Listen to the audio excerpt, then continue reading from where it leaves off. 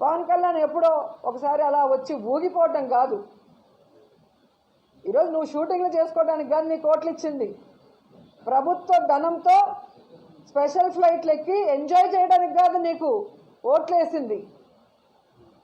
కూటమి ప్రభుత్వంలో ఉన్నప్పుడు చంద్రబాబు నాయుడు ప్రభుత్వం తప్పు చేస్తే నిలదీయాలి, సరిదిద్దాలి అండ్ సక్రమంగా ప్రజలకి మంచి చేసే విధంగా నువ్వు నడుచుకోవాలి. కానీ నీ నియోజకవర్గం పిఠాపురంలో అమ్మాయిని రేప్ చేసినా పట్టించుకో, రైతుకి యూరియా దొరక్క ఎండల్లో వాళ్ళు నించొని రోజుల తరబడి ఏడుస్తుంటే పట్టించుకో, ఇదే పిఠాపురంలో నిరుద్యోగులకి ఉద్యోగం ఇవ్వకపోయినా నిరుద్యోగ భృతి ఇవ్వకపోయినా పట్టించుకో.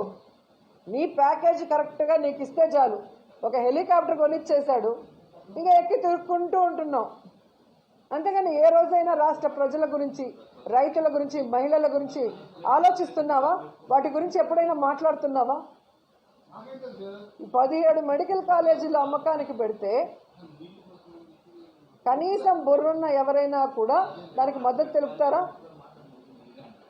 కానీ నువ్వు కూర్చొని తల ఆడిస్తున్నావు అంటే ఈరోజు రాష్ట్ర ప్రజలు నీకు ఓటేసినందుకు సిగ్గుపడుతున్నారన్న విషయాన్ని కూడా తెలుసుకోండి.